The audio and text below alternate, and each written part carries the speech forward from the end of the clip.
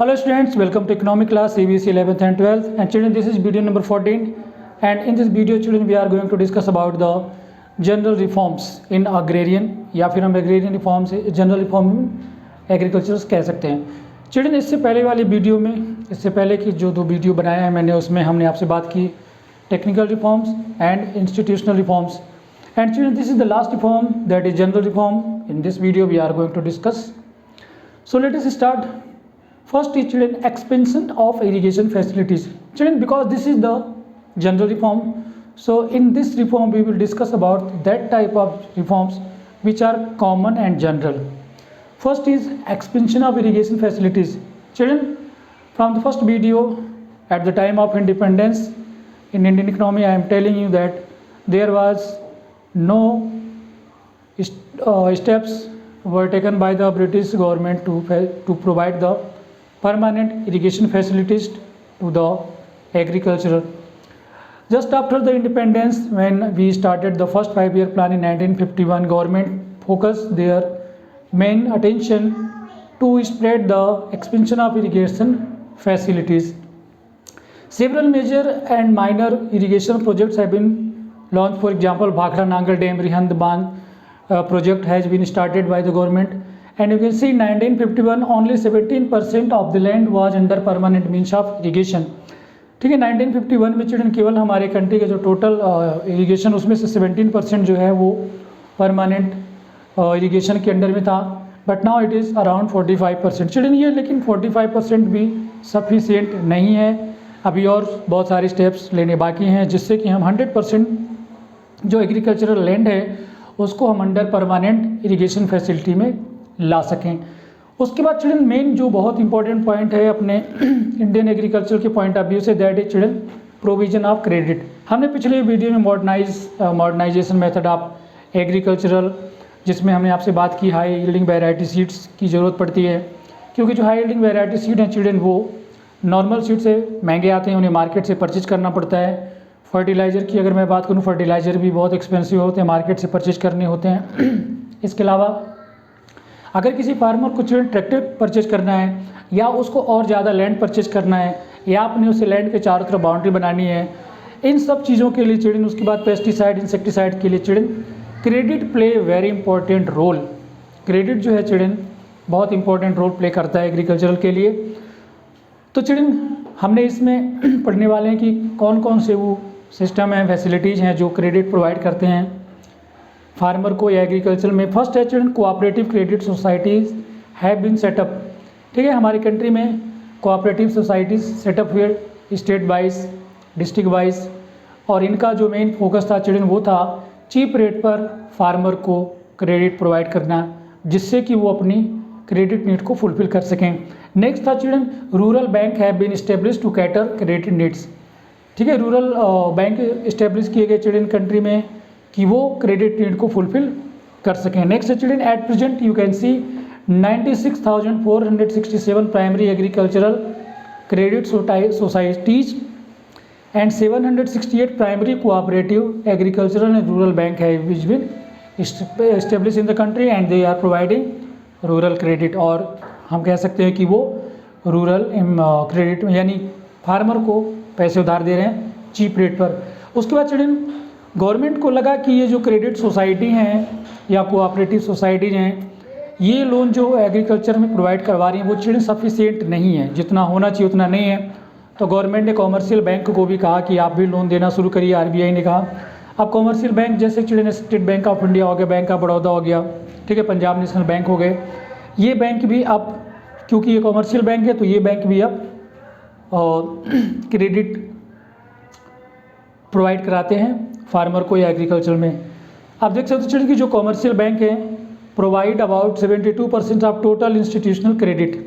यहाँ पर चिल्ड्रन ये बात मैं करना भूल गया था, इंस्टीट्यूशनल गवर्नमेंट ने चिल्ड्रन, क्योंकि नॉन इंस्टीट्यूशनल जो सोर्सेस हैं जहाँ पर फार्मर को लोन मिलता है चिल्ड्रन, क्योंकि वो बहुत ज़्यादा high rate of interest charge करते हैं, तो इससे फार्मर का चिल्ड्रन एक्सप्लॉयटेशन बहुत होता है।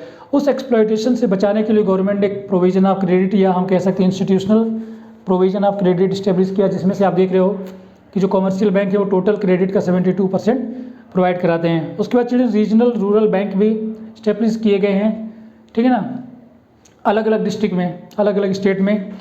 आप देख सकते हो चिल्ड्रन इन 1982 में चिल्ड्रन नाबार्ड, जिसका नाम है, ये देखिए मैं ऐसे बोलता हूँ थोड़ा थोड़ा, national bank for agricultural rural and development. Children ये एक अपेक्स इंस्टीट्यूशन है रूरल डेवलपमेंट के लिए, जो एग्रीकल्चर के लिए क्रेडिट प्रोवाइड कराते हैं, इनको कंट्रोल करता है, रेगुलेट करता है। जैसे कि ऑल बैंकिंग सिस्टम जो है कंट्रोल किया जाता है आरबीआई के थ्रू, ऐसे ही जितने भी क्रेडिट सोसाइटीज़ हैं, कोऑपरेटिव सोसाइटीज़ हैं, इनको रेगुलेट और क्रेडिट प्रोवाइड करता है नाबार्ड। इसकी स्टेब्लिश किया गया 1982 में। और उसके बाद चिल्ड्रन आप देख सकते हैं 2016-17 में flow of institutional credit to the farmer, institutional, जिसमें चिल्ड्रन हम ये cooperative credit society, rural bank, regional rural bank, commercial bank और नाबार्ड, हम सबको इंक्लूड अगर कर लेंगे तो आप देखोगे 2016-17 में चिल्ड्रन ये एस्टिमेट किया गया था कि 9,59,826 करोड़ रुपीस जो है एज अ क्रेडिट फार्मर को प्रोवाइड किया गया है। थर्ड पे आ जाते हैं children regulated market and cooperative marketing societies. Children problem यहाँ पर ये आ जाती है, पहले जो थी कि जो हमारे फार्मर हैं, जो एग्रीकल्चर हैं, वो प्रोडक्शन तो बहुत करते हैं, बट उनको प्रोडक्शन करने के बाद उनको एक मार्केट नहीं मिल पाता जहाँ कि वो प्रॉफिटेबल रेट पर अपने प्रोडक्शन को सेल कर सकें। और ऐसा भी होता है कि जब वो सेल करने जाते हैं तो चिल्ड्रन उसका जो मेजरमेंट है वो ठीक से नहीं होता है, जैसे कि जो लैंडलॉर्ड हैं, जो ज़मींदार हैं या जो बनिया लोग हैं, ये फार्मर का एक्सप्लॉयटेशन चिल्ड्रन बहुत करते हैं। और कभी कभी ये भी होता है चिल्ड्रन कि उनसे वो लोन ले लेते हैं, तो उन लोग को रीपे करने के लिए उन्हें अपने जो फसल है, जो क्रॉप है, जो प्रोडक्शन है, उसको बहुत चीप रेट पर सेल करना पड़ता है। इन सब एक्सप्लॉयटेशन से फार्मर को बचाने के लिए चिल्ड्रन गवर्नमेंट ने regulated markets and cooperative marketing society को इस्टेब्लिश किया डिफरेंट स्टेट में, डिफरेंट कंट्री में, या ये कैसे all part of the country में। देख सकते हैं regulated market have been established across all parts of the country, सभी पार्ट में, कंट्री के सभी स्टेट में, सभी डिस्ट्रिक्ट में ये बनाए गए। These markets are govern by committees appointed by the government, government जो है अपॉइंट करती है, ठीक है, इन कमेटियों को रेगुलेट करने के लिए, गवर्न करने के लिए, कि वहाँ पर गवर्नमेंट क्या करती है कि टाइमली पेमेंट, जो एग्रीकल्चर प्रोडक्ट है जो फार्मर वहाँ पे सेल करेंगे उनको टाइमली पेमेंट मिलना चाहिए। जो वहाँ पर वो सेल करेंगे तो उसका मेजरमेंट और वेइंग सही से होना चाहिए। दूसरा है करेक्ट होना चाहिए कुल मिलाकर। और establish cooperative marketing society, cooperative marketing society का भी इस्टेब्लिश चिल्ड्रन का किया गया। जैसे फार्मर जो है चिल्ड्रन हमारी कंट्री में, हमने आपको बताया कि ना कि वो लैंडलेस फार्मर हैं या छोटे छोटे फार्मर हैं, तो उनका प्रोडक्शन भी बहुत थोड़ा होता है चिल्ड्रन। तो अगर वो अकेले फार्मर, मैं मान लो एक फार्मर हूँ और मेरा जो है 10 क्विंटल वीट मैंने प्रोड्यूस किया और मैं वो मार्केट में सेल करने जाऊँगा, तो चिल्ड्रन मैं अकेला हूँ, मैं बार्गेन नहीं कर पाऊँगा और मेरा एक्सप्लॉयटेशन हो सकता है, मुझे मार्केट में चीप रेट पर सेल करके आना पड़ेगा। लेकिन अगर मैं एक सोसाइटी बना लूँ कि मेरे जैसे 10 और लोग हो जाएँ, तो चिल्ड्रन वो 100 क्विंटल हो गया। अब 100 क्विंटल को मैं हम लोग रेट फिक्स करते हैं, भाई इससे कम में मुझे नहीं बेचना है, ठीक है ना, तो हम उस हिसाब से बार्गेनिंग पावर को अपना हम बढ़ा भी सकते हैं।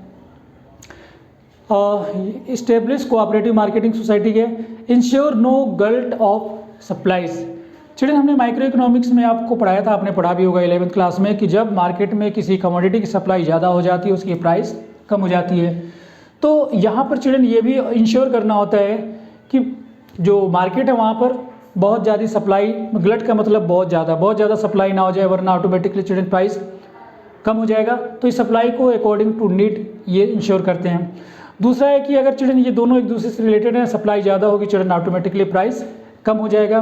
लेकिन गवर्नमेंट ने इस प्राइस को भी फिक्स कर रखा है, मैं आगे आपको अगले पॉइंट बताने वाला हूँ। यहाँ पर इंश्योर नो प्राइस क्रैश, यानी प्राइस बहुत ज़्यादा कम नहीं होना चाहिए, थोड़ा बहुत फ्लक्चुएशन चलता है।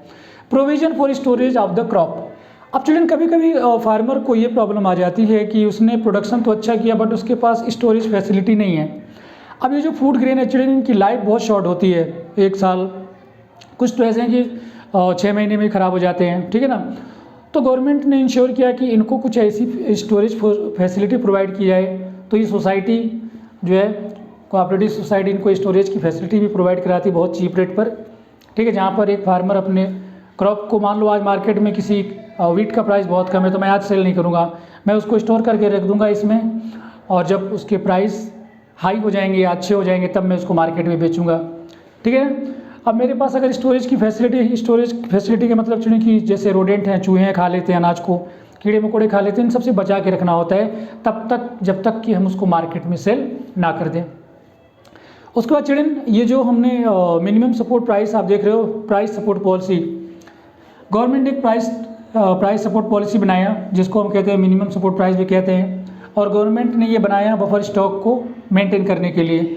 और इस बफर स्टॉक को गवर्नमेंट यूज़ करती है जब टाइम आता है इमरजेंसी का या कोई फेमाइन है, ड्राउट है, इस तरीके का।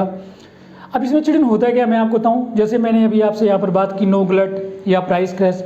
कभी कभी चिल्ड्रन ऐसा होता है कि किसी एक पर्टिकुलर कमोडिटी का, जैसे कि अपनी कंट्री में अगर देखा जाए, जैसे अपना east part of the country है, जैसे कि पंजाब है, हरियाणा है, ये वेस्टर्न यूपी है या पूरा यूपी और मध्य प्रदेश का कुछ पार्ट, अगर हम इनको इंक्लूड कर ले चिल्ड्रन, तो यहाँ पर वीट का प्रोडक्शन बहुत ज़्यादा होता है, ठीक है, राइस का प्रोडक्शन बहुत ज़्यादा होता है। अब मार्केट में क्योंकि प्रोडक्शन बहुत ज़्यादा हुआ है तो सप्लाई बहुत ज़्यादा होगी, सप्लाई बहुत ज़्यादा होगी चिल्ड्रन, तो प्राइस ऑटोमेटिकली कम हो जाएगा। अब फार्मर जो प्रोडक्शन या जो क्रॉप मार्केट में ले जाके सेल करेगा, अगर उसकी कॉस्ट ऑफ प्रोडक्शन वो नहीं उसको मिल रहा है सेल करने के बाद, तो फिर वो अगली बार प्रोडक्शन नहीं करेगा। और चिल्ड्रन आपको पता है कि वीट है, राइस है, मेज है, बार्ले, ये हमारी कंट्री में जो स्टेपल फूड है मेजर ऑफ द पॉपुलेशन का। तो अगर जो फार्मर है उसको कॉस्ट ऑफ प्राइस नहीं मिल पाएगा सेल करने के बाद, तो फिर वो अगली बार जो है चिल्ड्रन उसका प्रोडक्शन ही नहीं करेगा, तो हमारी कंट्री में जो फूड है उसकी प्रॉब्लम फिर से हो सकती है। तो गवर्नमेंट ने क्या किया, मिनिमम सपोर्ट प्राइस या प्राइस सपोर्ट पॉलिसी लेकर आया, जिसमें गवर्नमेंट एक प्राइस फिक्स कर देती है। जैसे कि अगर मैं बात करूं कि वीट की, तो गवर्नमेंट ने कह दिया कि वीट जो है वो 1000 रुपीज़ पर क्विंटल से कम के रेट में नहीं बेचा जाएगा। फार्मर इससे ज़्यादा वाले रेट में बेच सकते लेकिन इससे कम में नहीं बेचा जाएगा।